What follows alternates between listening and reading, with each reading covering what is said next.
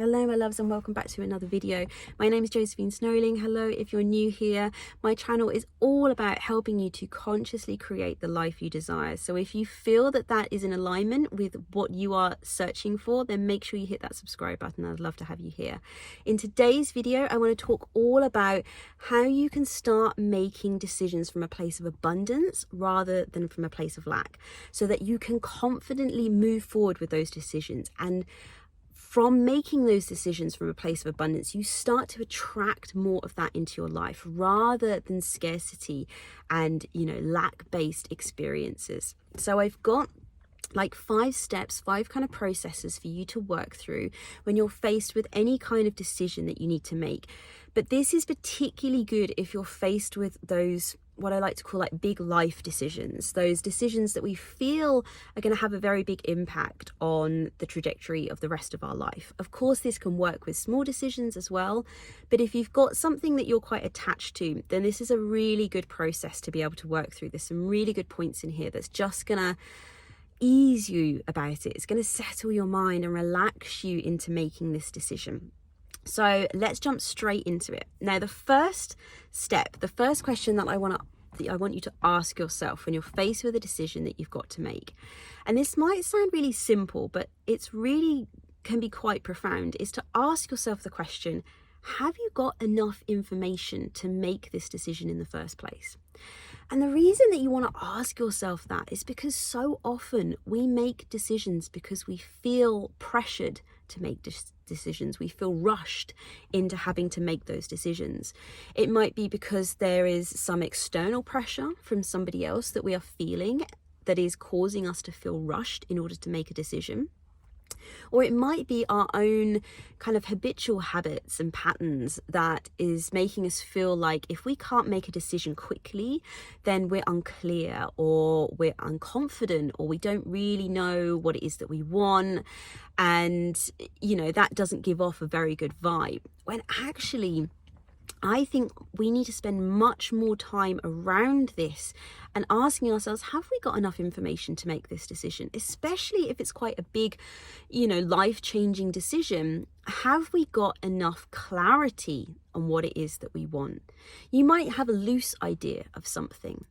And you know that you've got this idea. So say, for example, you want to change career, or you might want to start a new business or something. And you've kind of got a bit of an idea of what it is that you want to go into, what it is that you want to do. But if you ask yourself that question, have you got enough information? You realize, actually, I haven't got enough information to really be crystal clear on what it is that you want.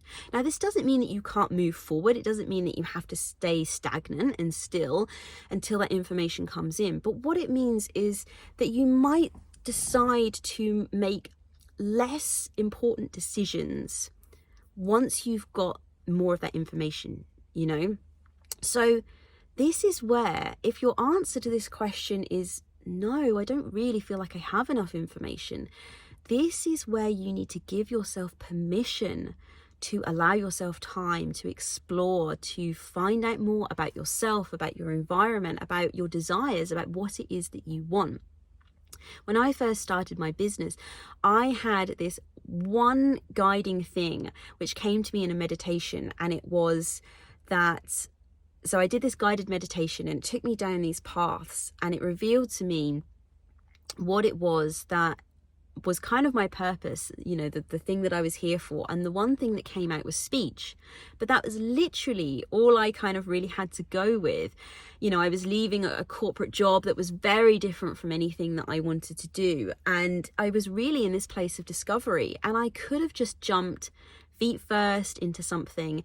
And there's nothing wrong with that either, because jumping feet first into something, as long as you're prepared for that, you're going to get a lot of information thrown at you. So very quickly, you're going to be able to sort and shift between, what it is that you like and what it is that you don't like. But if you feel like you're in a place where you don't want to just rush headfirst into something, then give yourself permission to take the time to explore more, play more, You know, just go and experiment in whatever area it is, whatever it is you're trying to make a decision in.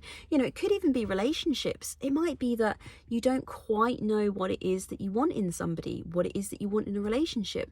So just go out there and meet people, go and talk to people, go and have experiences with people, go and have fun. You know, because the more you go out and create more experiences and you play and you explore, the more you get contrast. So the more you'll get things that you like and things that you don't like. And the more that we find out what we don't like and what it is that we do like, the clearer we get. It's like we start kind of full like this, and then we start to narrow it down until we get to that point where we feel like really crystal clear on what it is that we want to go for, because we've had these experiences that's allowed us to really narrow that down, to really hone in on what it is that we desire for ourselves and for our life. So have patience. I know it can be really difficult, but there is such a benefit to moving forward with a decision when you feel confident about it, when you feel like in your gut, like this is what I want. There's so much more energy behind that. Okay, so just give yourself time, be patient with yourself, give yourself permission to explore, to play, and to add new information into your life to help you make that decision. The second thing to ask is, and you can do this kind of throughout this whole decision-making process, is ask yourself, how does this feel in my body? So when you come up with the idea of what your decision is going to be, see how that feels in your body. So just kind of think about it, visualize the decision, and just notice in your body what that feels like, whereabouts in your body you notice it. You know, you might feel something in your gut. You might feel something in your heart. You know, it could be like a tingling over your body. You might get like goosebumps with excitement. And just start to, you know, your body is your best sensor. Your emotions are your best sensor, okay? They are going to guide you. They are going to help inform you as to whether this decision is in alignment with you. But there is one thing that you do have to be careful of when you are listening to your body and your emotions in response to it. Because what can happen is you might be in alignment with making a decision that is very much for you, that is coming from this place of abundance. But you could feel slight fear and doubt around it because it's a big step forward. It's something very new. It's going to require you to become quite a different version of yourself from what you are right now, and there could be an element of reluctancy about that. So this is where you need to be careful, because that can sometimes mask the true feeling, which is actually excitement, and it's actually, you know, this willingness and this wantingness to go there and do this. But there's like, oh, you know, I know what this is going to take, like, you know, this is going to take a lot for me to do this. So, you know, go into something like meditation. You know, take yourself into a quiet space and just sit with it in your body and see how your body reacts to it. And, you know, if you find yourself going down that thought process of the doubt and the fear, just try and see if you can catch that. See if you can catch it and bring it back up to something neutral. You know, so rather than trying to convince yourself that this is the right thing for you to do, just start to kind of play with it in your mind, you know, and say, well, I could do this or I could do that, you know, like just be very easy about it. Don't almost give yourself the fact that this is a firm decision and there's no changing it, you know, because then you're going to kind of put your body into this space of almost like a fight flight, because it's like, well, this is happening, you've got no choice. Okay, so, you know, try not to put your body into that response state. Try to, you know, allow that easiness about it, like that you can change that decision if you want to, and just play around with like different versions of it in your head. Sometimes, you know, if we come up with an idea, a decision that we want to make, and we feel a slight amount of doubt, it can be enough to completely put us off the whole idea. And that doubt isn't necessarily a bad thing. Sometimes the doubt is there. It's genuine. It's there for a reason. It's saying, actually, no, maybe this isn't quite what you need to be doing. But be careful when it comes up, because what you don't want to do is you don't want to swing completely the opposite direction. So you don't want to have one idea, and then because that small voice of doubt comes in, you completely springboard off to the opposite direction.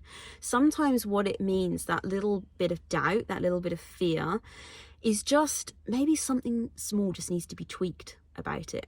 Maybe there's just something, it's one element of it, one element of that decision that you just need to change slightly. It's not the whole thing. You don't need to sit down again and, get out your scrapbook and, redo the whole process. It's just one small element. So if it helps, walk through the whole decision and break it down into pieces, break it down into chunks. If it's a process, if it has a flow to it, break it down and say, could I change that bit? What about that bit? Do I like this bit? Do I want to keep this bit? Like, this is your chance to have your buffet, and you get to pick all of this in your life, what you want. So give yourself the time to sit down and say, what bits do I want? Cherry pick exactly what it is that you want in your experience. And so the third thing, which you can do alongside of this, is I always like asking myself these questions, because for me, I feel like these questions really do help me decide whether I'm making a decision out of a place of lack.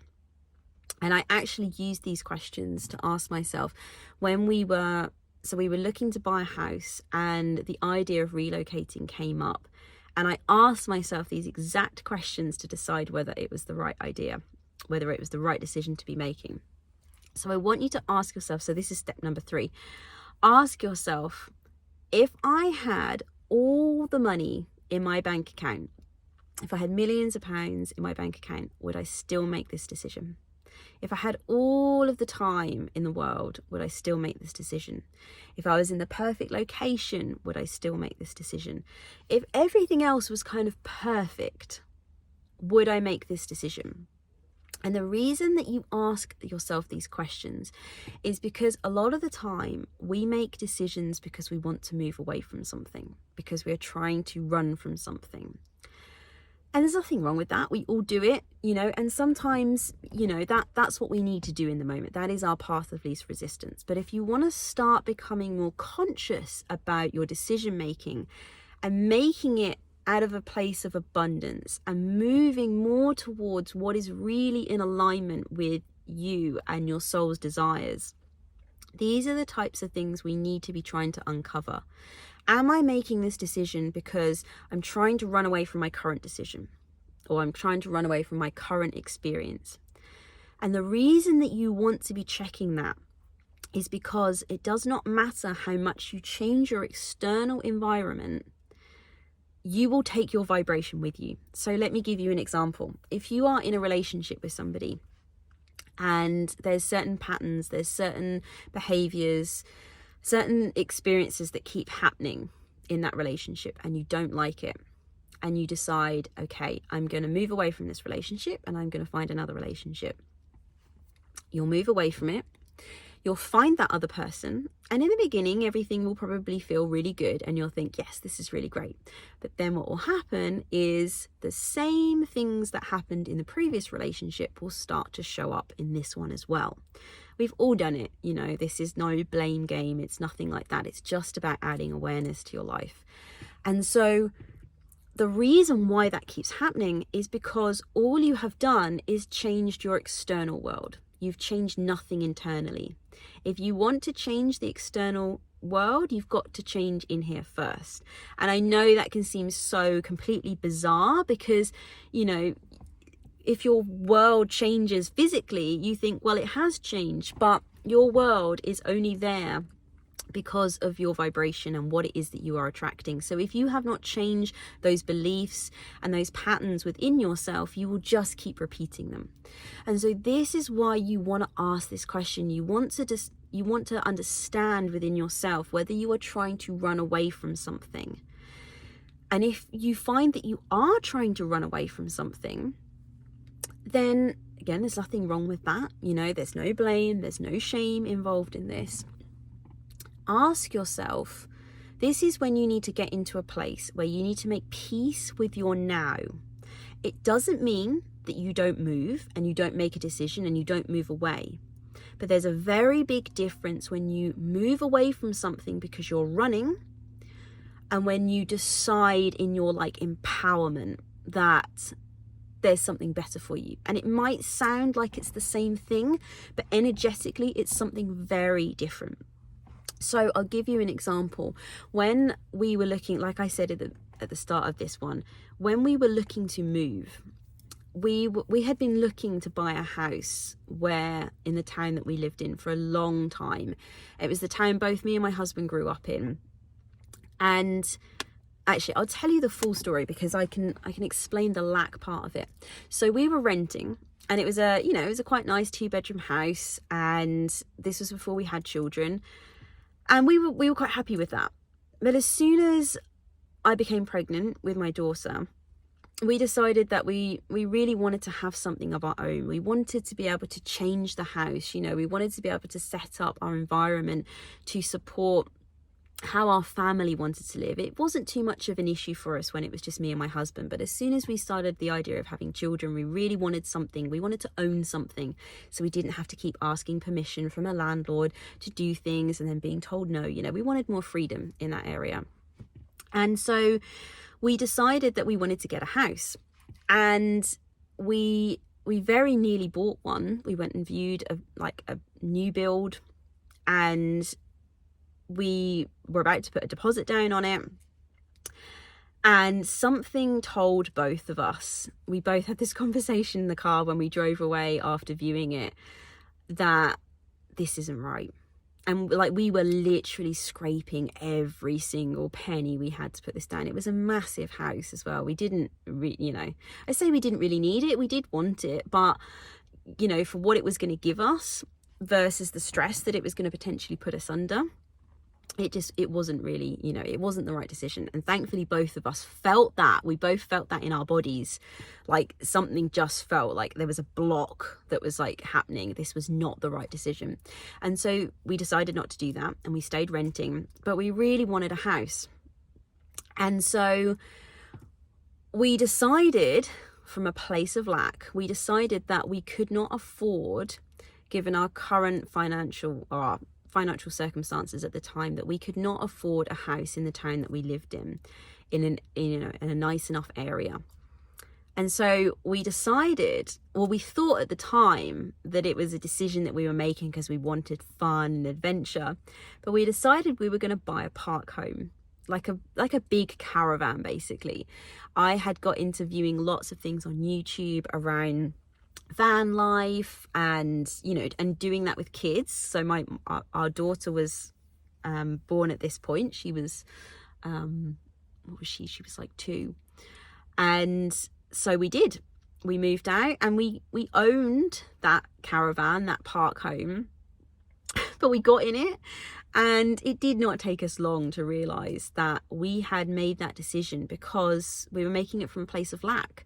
We thought that the only thing we had available to us was this. This was the only way we were going to own something of our own that we could then change and modify and do all the things that we wanted to do with.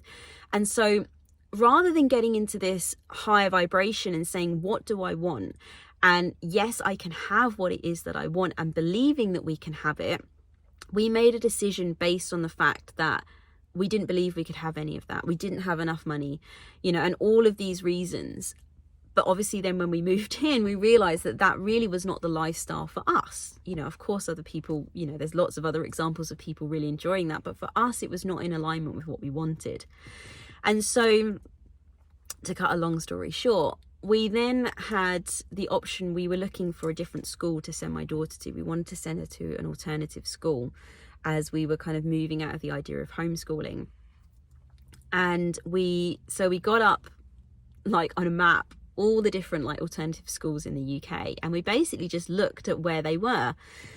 And we found one over in Wales that looked really good, and the area looked fantastic. There was lots of opportunities, and we went and viewed it. And I kept asking myself this question because, you know, this was a big change for us. Like, we had never lived away from our hometown, and to move the other side of the country was a big thing for us. And to take, you know, our two, you know, we had our second daughter by that point as well, to take our two children with us was a big thing. And so I kept asking myself, if I had all the money in my bank account, so if I had all the money to buy a house in our local town, and I could have bought a house in a nice area, and it was everything that I wanted, would I decide not to move over to Wales? Would I still stay? You know, because I had learned from that decision that we made with our park home caravan that I did not want to be making a decision from a place of lack again. And I kept asking this question over and over again, and the answer just kept coming back saying, yes, you'd still make that decision. And so I knew in my gut that it was the right thing. It felt scary because it was, you know, very new for all of us. But I'm pleased to say we are still here, we are still in Wales, and I, on a very regular basis, like nearly every day when I drive my daughter to school, I say to myself, I am so grateful I made this decision. I am so happy here. But can you see, I changed something internally. Yes, my external changed as well, but my external changed because the internal changed first. So this is what you want to be aware of. Don't make those decisions because you're running away. Make those decisions because they are decisions that are driving you forward. They are driving you into the better version of you, the higher version of you, okay? So this is going to sound, so number 4 is going to sound like all the others are a waste of time, but just hear me out on this. No decision is ever truly wrong. And I mean that, like that there really is truth in that. The only reason we ever think a decision is wrong is because we believe that it's wrong. It's because it's our perception of being wrong. If you were to connect with your inner self, your higher self, your soul, your inner being, whatever it is you want to call it, that non-physical part of you, that part of you that is connected to source energy, that is connected to God, the universe, that higher power at every moment, that part of you never ever views anything negatively. It can't. It resides in pure bliss and love and positivity. And so that part of you would never agree that you have ever made a wrong decision.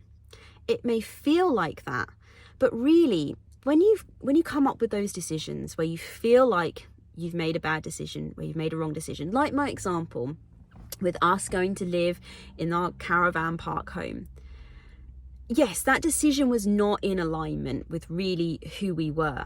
But if we hadn't have moved and done that, maybe we wouldn't have found out so much about ourselves. Maybe we wouldn't have had that experience that pushed us to really know what it was that we both wanted for our family. So when you look at it that way, it wasn't a bad decision. It was a decision that gave us more information, that allowed us to get more clarity on what it was that we truly wanted. And now we're in a place where we say, actually, I'm really happy. Now we're still moving forward, we're still always expanding, but I can now look back on that decision for us relocating and say that decision really was made from a place of abundance, not lack. But if I hadn't have had an experience of making a decision from a place of lack, then I wouldn't have had the awareness, I wouldn't have had the consciousness to then apply to other decisions that I make. So I just want you to go easy on yourself with this. You know, working through these steps, it kind of can feel a bit like you've got to get this right, you know, but really there is no right and wrong. And it really is down to your perception, your ability to always see possibilities, always see opportunities, always see a platform for learning and for understanding and for growth. Every single thing allows you to do that as long as you are open to it. So I just want you to ease up on yourself in this sense, okay? No decision is ever wrong. Okay, and it's up to you, if you feel like you've made a bad decision, to dig deep on it and really uncover what the lesson was, what the lesson that you can actually be incredibly grateful for, because it informs your now, it informs your future. And so this is why, you know, we need to start, to help us start making those decisions from that place of abundance. What we want to do, and what is like our power tool, is our intuition. Now, I'm not going to go into it in this video because I've got lots of other videos that talk about tapping into your intuition, how you can start really connecting with that inner part of you. And I will link them up here. So I've got a whole playlist around turning up the dial on your intuition, really starting to connect with yourself. But your intuition is what is going to take you down that path. It's what is going to help you make decisions that lead to lots of fun and lots of unexpected excitement. Because quite often when we sit down and try and make a logical decision, I mean, how many of you, let me know in the comments, how many of you sat down and wrote like a pros and a cons list? Now, there's nothing wrong with that, but what we are doing when we do those types of processes, we're trying to use our analytical mind to make the decisions. We're trying to look at it and say, what's the best outcome and all of this kind of thing. We're trying to almost like add science to it. Whereas when we tap into our intuition and we follow that voice and that guidance, our intuition is the voice, it is the connection, it is the message that comes from our soul, our inner being, our higher self, that part of you. And that part of you, the beauty of that part of you is that part of you can see everything. That part of you has the broad perspective. Whereas in our kind of little physical bodies, we have this very narrowed perspective. We can kind of really only see like what's just in front of us. We can kind of imagine, but we don't really have this clear view. Whereas that non-physical part of us sees everything. And what it also knows is it knows exactly what you want. And it knows what you want and where you are in relation to what you want. And so that voice will guide you there. But that voice is going to take you down paths that you never, ever thought you would be going down. Because it knows the quickest route there. It knows your path of least resistance. But it is also going to challenge you along the way. It's going to tell you to do things that you think, what on earth? But if you can trust it, the things that are going to appear in your life, like this is where, and I've done a whole nother video about this and kind of going off on a bit of a tangent here, so we'll get back to it. But I've done a whole nother video about why we struggle to enjoy the journey of getting somewhere and we always crave the destination. So I'll link that up there, and that is linked to intuition. Intuition is what allows you to enjoy the journey. Whereas when we are using our analytical mind, all we are focused on is the destination, because the journey tends to suck a bit. The journey is like a hard slog to get there, and we just want the pot of gold that comes at the end. But when we tap into intuition, that is what allows you to almost forget about the destination. Like the destination is fun, but it's the journey that you really want. Okay, so no decision is ever wrong. Ease up on it, okay? Look for the lesson in it. If you've made a bad decision, what did you gain from it?